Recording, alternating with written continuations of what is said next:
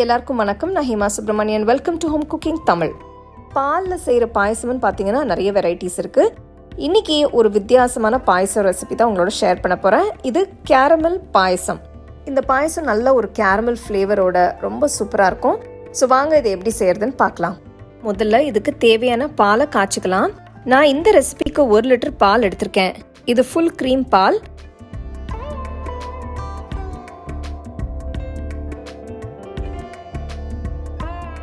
பால் நல்லா கொதிச்சு வந்ததும் ஸ்டோவை ஆஃப் பண்ணிட்டு ஒரு கரண்டி காய்ச்சின பாலை மட்டும் தனியாக எடுத்து வச்சிருங்க.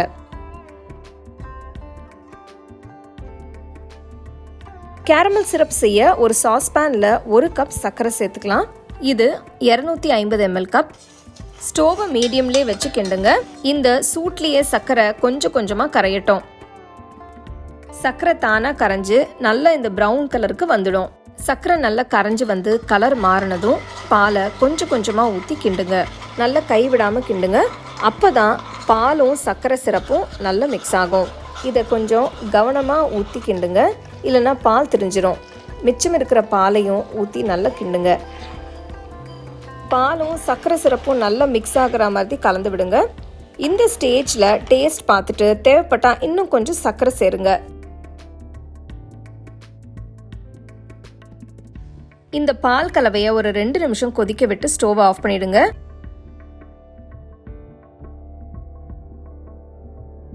ஒரு பேன்ல கொஞ்சம் நெய் ஊற்றி கொஞ்சம் முந்திரி பருப்பு சேர்த்து ரோஸ்ட் பண்ணுங்க. கொஞ்சம் காஞ்ச திராட்சை சேருங்க. முந்திரி திராட்சை நல்லா நெய்ல ரோஸ்ட் ஆனதும் தனியாக எடுத்து வச்சிருங்க. பேன்ல இன்னொரு டேபிள் ஸ்பூன் நெய் ஊற்றி 1 கப் சேமியாவை வருங்க. இது 250 ml கப். ஸ்டோவை மீடியம்லேயே வச்சு சேமியாவை வறுத்துக்கலாம். 2 நிமிஷம் வறுத்தா போதும். நீங்கள் வறுத்த சேமியா வாங்கியிருந்தாலும் 1 நிமிஷம் இப்படி நெய்ல ரோஸ்ட் பண்ணிக்கோங்க. 1 கப் தண்ணி ஊற்றிக்கலாம். சேமியா வேகட்டும்.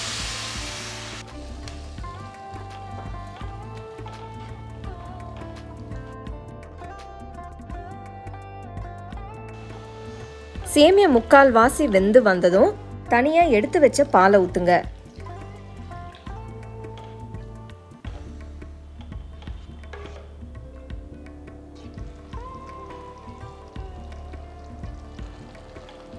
சேமியா நல்லா வெந்து வந்ததும் ரெடி பண்ணி வச்சிருக்கிற கேரமல் மில்கை ஊற்றிக்கலாம். அடுத்து 1 டீஸ்பூன் ஏலக்காய் தூள், வறுத்த வச்ச முந்திரி திராட்சை சேர்த்து மிக்ஸ் பண்ணுங்க.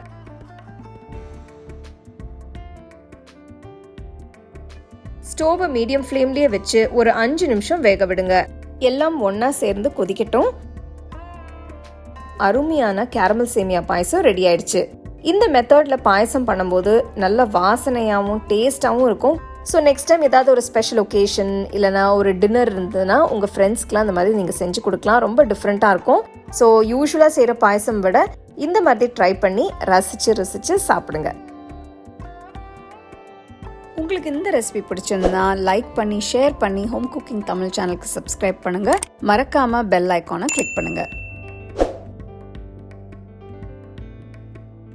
The second edition of our home cooking book is now available on our website 21frames.in. I'll give you the link in the description. You can go and check it out.